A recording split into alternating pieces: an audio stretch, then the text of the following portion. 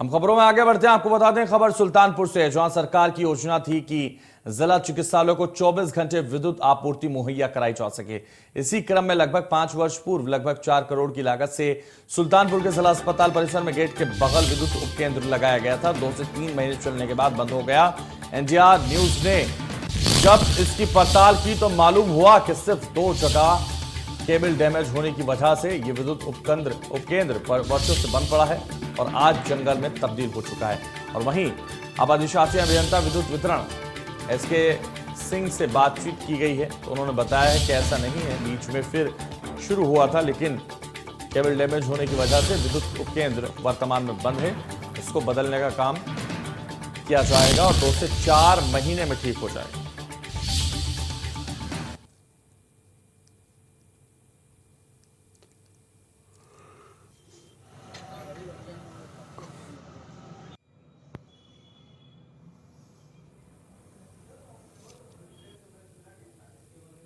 तो तस्वीरें आपको दिखा रहे हैं जहां पूरी तरह से जंगल में तब्दील हुआ।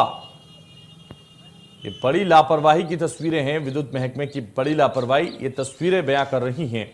2 से 3 महीने का वक्त अभी भी मांगा जा रहा है। वर्षों से विद्युत उपकेंद्र बंद है और इस विद्युत उपकेंद्र के बंद होने की स्थिति का अंदाजा इन तस्वीरों से लगाया जा सकता है। क्या स्थिति इस वक्त नजर आ रही है विद्युत महकमे की?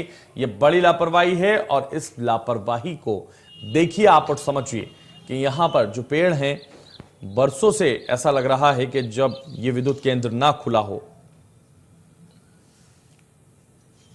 ज्यादा जानकारी के लिए सुल्तानपुर से हमारे संवाददाता रवि श्रीवास्तव इस वक्त हमारे साथ जुड़ गए। रवि, जिस तरह से ये हालात बता रहे हैं और ये जो तस्वीरें हमने दर्शकों को दिखाई, ये बयां कर रही कि विद्युत केंद्र कब से नहीं खुला है।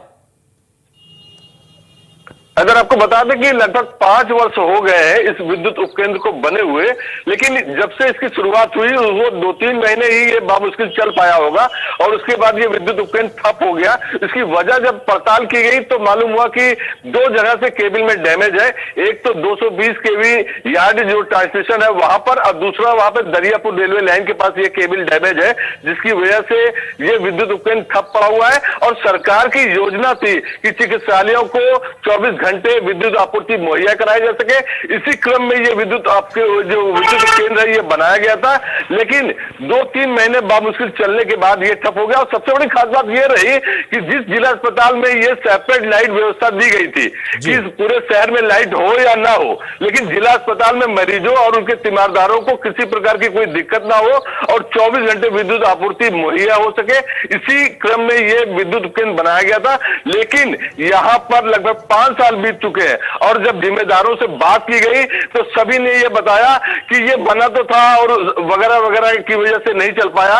और इसके लिए जब मुख्य चिकित्सा अधीक्षक डॉक्टर कौशल से बात की गई तो उन्होंने कहा कि विद्युत महकमे को पत्र लिखा गया, लेकिन अभी तक उस पर कोई कार्रवाई नहीं हुई। और जब विद्युत वितरण खंड के प्रथम अधिशासी अभियंता डॉक्टर एसके सिंह से बात की गई तो उन्होंने बताया कि ऐसा नहीं है, बीच में एक बार चालू हुआ था लेकिन फिर ये बंद हो गया जो है। और इसके लिए उन्होंने बकायदा ऊपर पत्राचार भी किया है, लेकिन अभी तक वहां से स्वीकृति नहीं मिली है।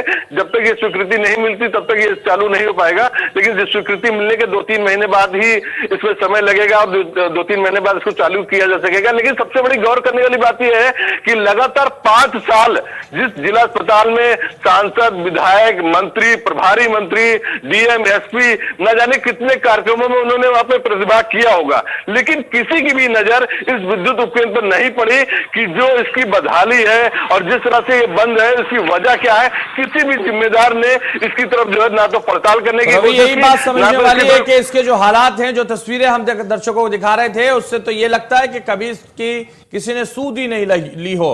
लेकिन लगातार ये कहा जा रहा है कि एक बार और चलाया गया था, लेकिन ऐसा नहीं लगता है और ये हालात कहीं ना कहीं सिस्टम पर सवाल खड़े करते हैं।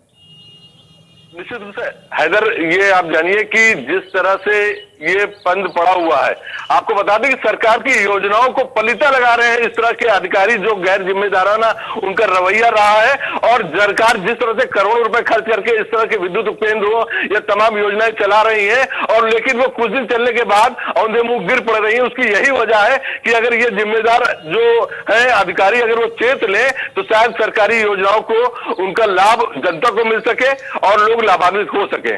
लेकिन इसका बिल्कुल लाभ बिल्कुल, तो जनता लाभ को नहीं मिलने मिल पा की रहा है। वजह है कि अधिकारी उस पर ध्यान दें, तभी लाभ मिल पाएगा, क्योंकि विद्युत महकमे की बड़ी लापरवाही इसको कहा जा सकता है।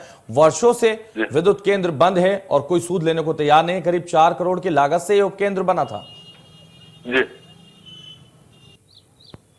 तो ये बेहद दुखद है और दुर्भाग्य की बात है कि अधिकारी इस पर ध्यान नहीं दे रहे। लगातार कह रहे हैं कि चला तो था लेकिन बंद कर दिया गया।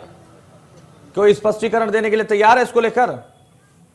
देखिए, जब इसकी बाबत वहां के अधिशासी अभियंता एसके सिंह से बात की गई तो उन्होंने किया कि जो है इसके विषय में ऊपर पत्राचार किया गया है और जैसे ही उसकी स्वीकृति मिलेगी इसको 2-3 महीने के अंदर दुरुस्त कर लिया जाएगा और ये पुनः चालू हो जाएगा। चलिए, प्रतीक्षा की जाएगी कब तक चालू होता है, क्योंकि अभी तक तो आंखें खुली नहीं है। लेकिन अब इंडिया न्यूज पर खबर एक बार फिर चलाई गई है तो हो सकता है आंखें खुल जाएं और ये जो मूक दर्शक बने हुए हैं कुछ सामने आए। चलिए, बहुत शुक्रिया हमारे साथ जुड़ने के लिए, तमाम जानकारी रवि हम तक पहुंचाने के लिए। सुल्तानपुर में पिछले 1 साल में घरेलू गैस सिलेंडर के दामों में 190 रुपए की वृद्धि हुई है। 1 मई 2021 को घरेलू गैस सिलेंडर का मूल्य 800 से 63 रुपए 49 पैसे था। आज घरेलू गैस सिलेंडर का दाम 1054 रुपए हो गया है। यानी कि 1 साल में 190 रुपए की महंगाई की मार घरेलू गैस सिलेंडर को उपभोक्ताओं पर पड़ी है। गृहिणियों का कहना है कि सरकार को बढ़ते गैस सिलेंडर के दामों में जल्द से जल्द कमी करनी चाहिए। सब्जी, तेल और पेट्रोल के साथ साथ आज जिस तरह से गैस सिलेंडर के दामों में वृद्धि हुई है उसको लेकर के गृहिणियां किस तरह से अपना खर्च चला रही हैं, अपने किचन का खर्च चला रही हैं और किस तरह से खाना बना रही हैं, आज इसको जानने के लिए मैं किचन में मौजूद हूँ और हमारे साथ कुछ गृहिणियां यहाँ पे मौजूद हैं।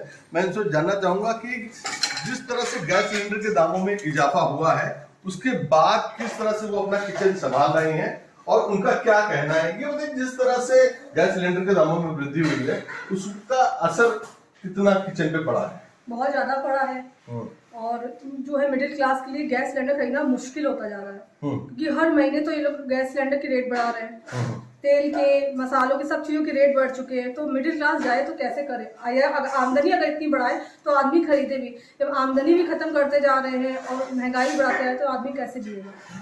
माली, ये बताइए किस महंगाई में किस तरह से आप अपना किचन संभाल रहे हैं? बहुत दिक्कत हो रहा है। गैस सिलेंडर का दाम बहुत ज्यादा बढ़ गया है। हर लोग बहुत परेशान है। मोदी जी को चाहिए कि इसका दाम गिरा दे, थोड़ा कम कर दे। देखिए, इनका कहना है कि मोदी जी को चाहिए कि जिस तरह से महंगाई बढ़ रही है उस पर नियंत्रण करें और नहीं तो उनको अपने परिवार का खर्च चलाना मुश्किल हो जाएगा। यहाँ पे हमारे साथ एक आध गृहिणी और भी हैं जो इनसे जानना चाहूंगा कि जिस तरह से गैस सिलेंडर के दामों में वृद्धि हुई है उसको लेकर उनका क्या कहना है?